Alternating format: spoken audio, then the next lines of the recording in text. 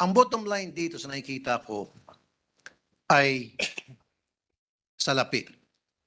May mga gustong kumita. Unang-una na dyan, they're now salivating. Tumutulo ng laway nito mga taga-LTFRB na atat ng kumita ng mga pilak. God knows who does not pay.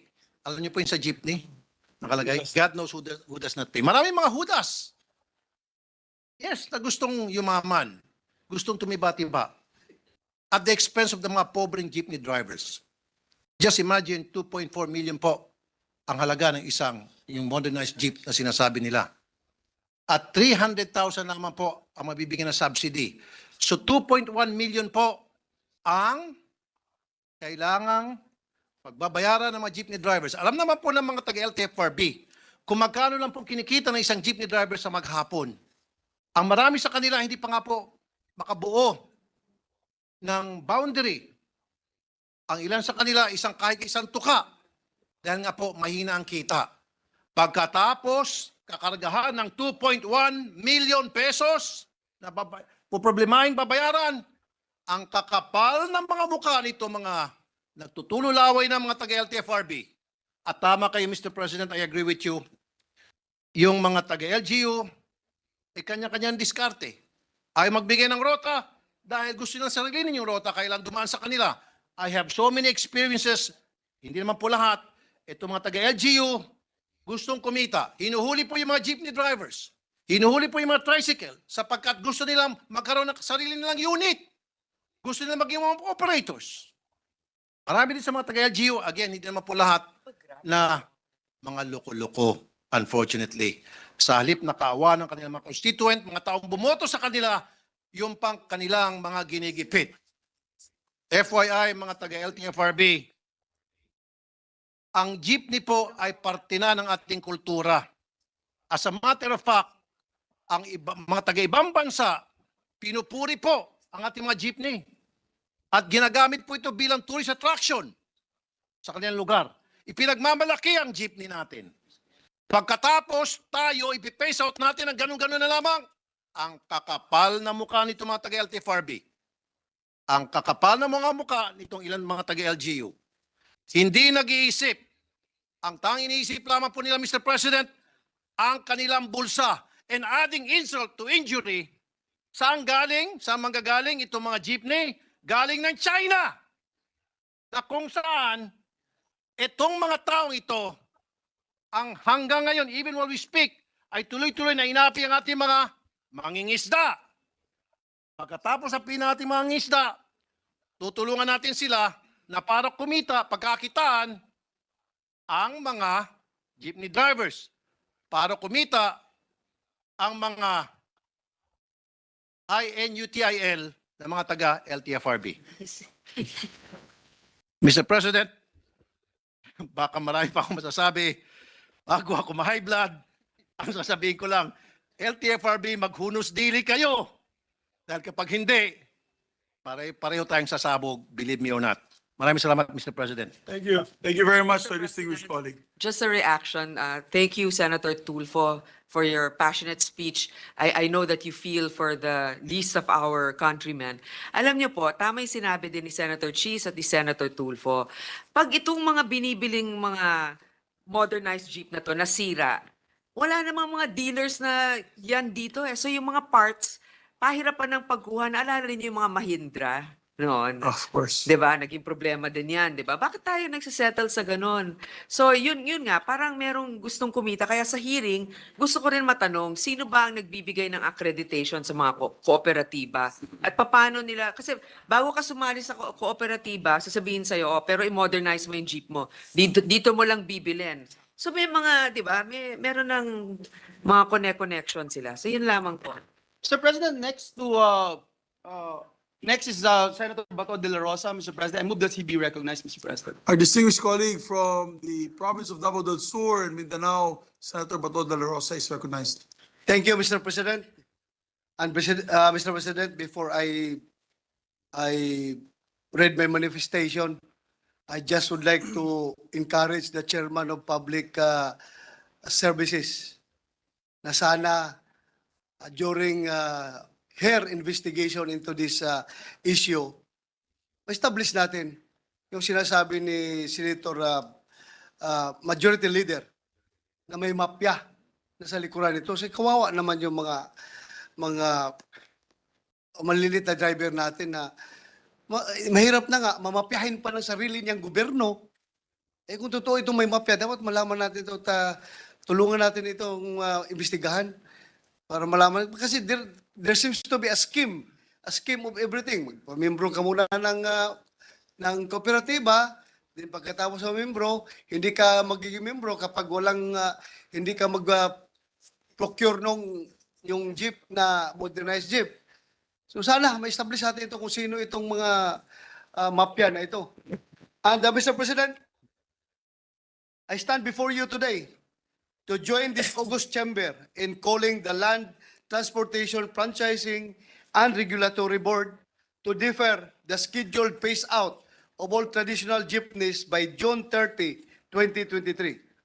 The Public Utility Vehicle Modernization Program of the Department of Transportation and the LTFRB has the most notable intention, and that is to provide a safe, convenient, contemporary, and state-of-the-art public transportation system.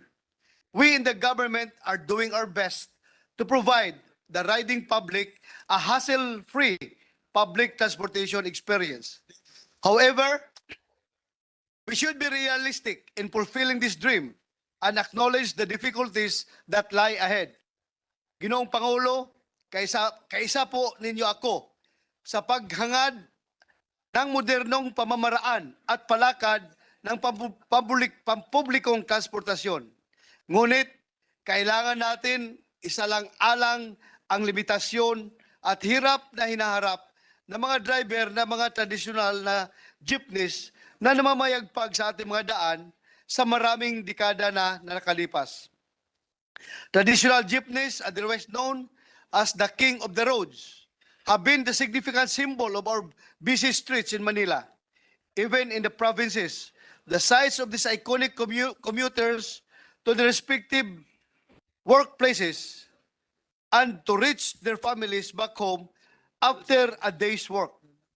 Sa kagustuhan natin na mabigyan ng modernong mukha ang ating mga jeepney sa lansangan, naiisip ba natin ang magugugol na halaga ng mga drivers, operators at maging mga local manufacturers para maisakatuparan ang tinakdang programa ng DOTR at LTFRB para sa modernisasyon ng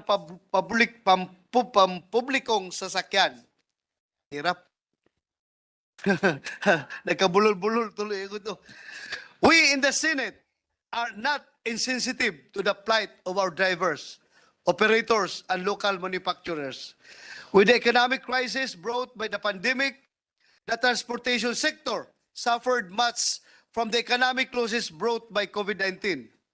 With this in mind, utmost consideration, therefore, should be the burden that we pass on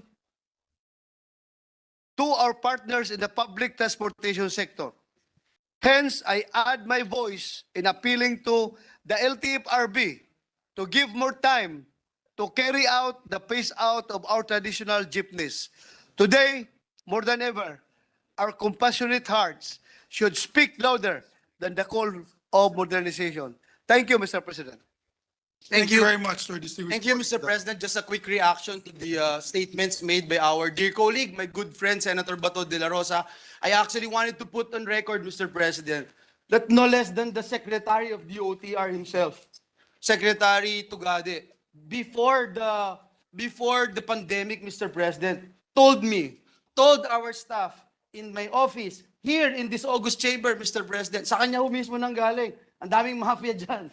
May mga mafia dyan. May mga corrupt dyan sa LTFRB. I just wanted to put that on record, Mr. President, that it's not just me, but even the then DOTR Secretary made mention of that words, Mr. President. Thank you, Mr. President. Thank you, Senator. Mr. President, I would also like to express I would like to recognize that, I would like to say that Senator Joel has always been active in our hearings. That's why all that he's saying is from his stock memory of what transpired. In fact, he was the one that brought out the issue that in his province, there are those that invested already in the modernization, in anticipation that the modernization will be fully implemented, bought already units to sell, but since the drivers themselves don't have money to buy the units, the ones that anticipated and invested already lost money.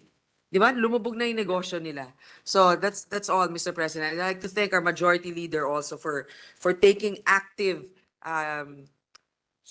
study and notice on this particular issue. Thank you very much, Mr. President, Madam Chair. Mr. President, next to make a manifestation is the distinguished gentleman from Cavite, Senator Francis Tolentino. I move that he be recognized, Mr. President. Our distinguished colleague from Cavite, Senator Francis Tolentino is recognized. Mr. Chairman, I think the sponsor just left the hall. Just two questions. Just a quick manifestation and perhaps 2 mini questions, Mr. President. Mr. President, as a Caviteño, Mr. President, I joined I think we should suspend for a minute, Mr. President. I'll wait for you to finish. I joined the good sponsor in advocating the restoration of the dignity of our jeepney drivers. My former life involved me several years in having daily engagements with FedJudap, Altudap, Pasang Mazda, etc., etc. And Piston. And Mr. President, as a Caviteño, I grew up in an era wherein Leonardo Sarao from Silang, Cavite was really the king of jeepney manufacturing, Mr. President. And the same is true with Malagasang jeepney coming from Imos, Mr. President. So, naniniwala po ako na kailangan bigyan po ito ng second look. But just the same, Mr. President, I'd like to pose these 2 questions, lingering questions, which probably would be answered during the committee hearing to be conducted, or perhaps today, if the good lady sponsor would yield. Mr. President, how much was the government expenditure, if any, what is the total amount if there were contracted loans made concerning this jeepney modernization program? So first. Second, was there a revision of the current car manufacturing program to include a hybrid jeepney modernization program? The reason why I'm asking this is because I've seen several versions. I've seen a van as big as a coaster with the nameplate jeepney. I've seen a minibus with designated as jeepney. I've seen a bigger version of a jeep with the inscription e-jeepney. So was there a revision of our existing car manufacturing program to include this program? Thirdly, Mr. President, yes. I would like to thank our colleague from Cavite. In fact, these are precisely the questions we'd like to ask in the hearing because they haven't been updating us for so long. Yun nga, tama sinabi niyo, there's no uniformity or somehow it's based on the discretion of the cooperative. And number 2, yun nga, with what you're saying about the hybrid part, diba? Kasi bago na, baka naman by the time ma-modernize, hindi na modern yung Euro 4 nila, diba? So, we will ask. And how much did they loan to these corporate, or how much was already disbursed in terms of loans or support, what do you call this? Support for the jeepney drivers, how much was the total? We will get that total, hopefully, from Thank you, Land Bank, DBP, and as well as the OTR. Thank you, Mr. President. Thirdly, perhaps, were there importations processed or imported knockdown vehicles on the way, dubbed as jeepneys? Because during my MMDA days, Mr. President, I have seen several exhibits of various versions of jeepneys, different sizes, different shapes, all claiming to be the modern jeep.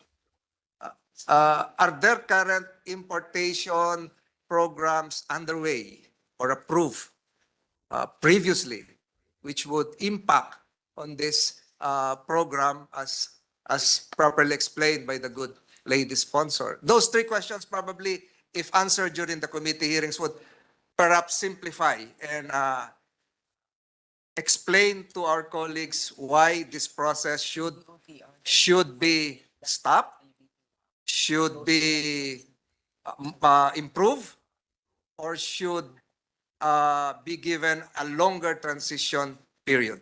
That's all, Mr. President. Maraming salamat po sa inyong oras. Thank you, Mr. President. I think with our colleagues raising all of these different issues, it's clear that June 30 of this year is not a reasonable deadline.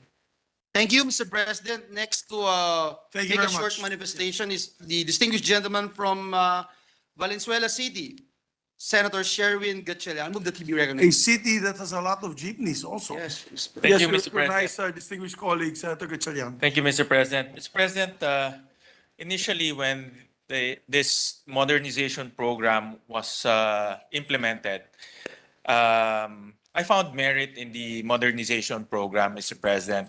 Number one, it will transition the old jeepney vehicles to a much more modern, fuel efficient, as well as environmentally friendly. If Euro 4 is considered a little bit more friendlier than the usual diesel.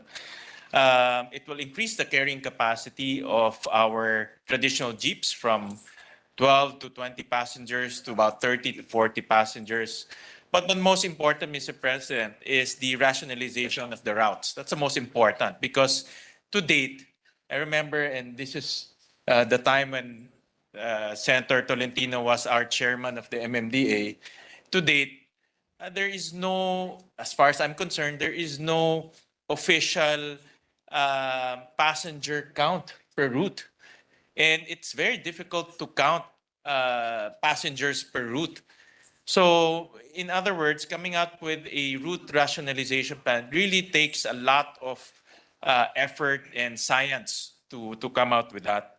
But I found merit in the modernization program, Mr. President. But the business plan of the modernization program has been thrown off, way off the original proposal. And one important reason to that, Mr. President, is the increase in fuel cost because of the Russian invasion. During the 2017 unveiling of this rationalization program, a portion of the fares earned by the jeepney drivers will go to the payment of the modern jeeps. At that time, Mr. President, the cost of fuel is about 20 to 30 US dollars per barrel. Right now, Mr. President, it's hovering around $80 to $90 per barrel. And we can see per liter cost of diesel and gasoline hovers around 60 to 70 pesos. So the take-home pay of our drivers has gone down dramatically, Mr. President. So paano ho nila babayaran pa yung modernization kung ang presyo po ng krudo ay napakataas at patuloy na tumataas dahil hindi pa ho tapos yung Russian invasion. And it can spike up until the threat of a global disruption is there, prices of fuel can go up. So, Mr. President, I support the call of our good chairman of the Public Service Committee to look into this matter very carefully and have a longer hearing, Mr. President, because the business model has been thrown off by the increase in fuel. And ngayon ho, ang naiipit po sa gitna ay ating mga jeepney drivers, no? Dahil hindi naman nila kontrolado ang krudo, hindi naman nila kontrolado ang presyo ng langis. At sila po yung naiipit sa pagbabayad po nitong modernization program. So dapat po tignan ng masusi at mabuti kung yung business model ba right now is applicable pa o hindi na.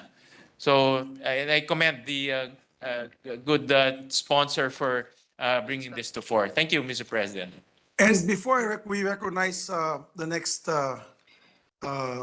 next colleague who would like to give his manifestation, may I just share that when I had that meeting with Phil Aldrich, and they're actually, the good news is they're setting up shop in Clark. the American EVT company. They're coming. They played basketball with your team, majority floor leader. They're very happy. They're going to move their manufacturing facility here. It's called EVT. You Google it. It's the largest producer of electric vehicles in the United States for public utilities. And they were telling me, why don't you do electric jeepneys? It will bring down the cost by 80% because not a single drop of fuel is needed. They can just set up in their cooperative, in their headquarters, or even their homes, the plug, yung plug and charge, parang cellphone, and then pull out, and you can use it the whole day. Maybe and according to them, the price is competitive. So if it's, he mentioned to me, he can compete with any cost of those Fuso, Isuzu, mini buses. Kaya daw nila kasi it'll be manufactured here. Maybe that's a good model, and I thought about this because the good gentleman who just spoke used to be the chairman of the Committee on Energy, and I know he's the author, Senator Gatchalian is the author of the e-vehicles program. So maybe looking at that, at the same price, vis-a-vis, no?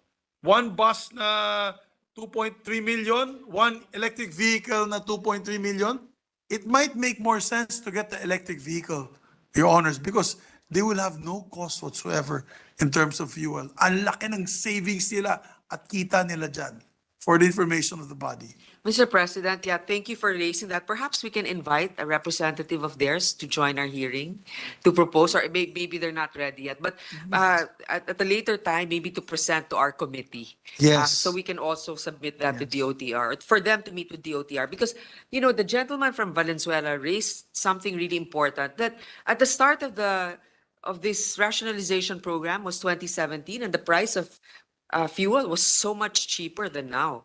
So that's also something that we need to be able to consider. And also what Senator Tulfo raised, that, you know, the character of the Jeep is also what encourages tourism. It makes us unique. So maybe the drawings, and it should be... And just a final note on the e-jeepneys. There are already e-jeepneys, by the way, flying.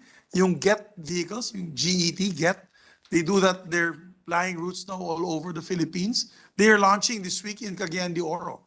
And those are electric jeepneys.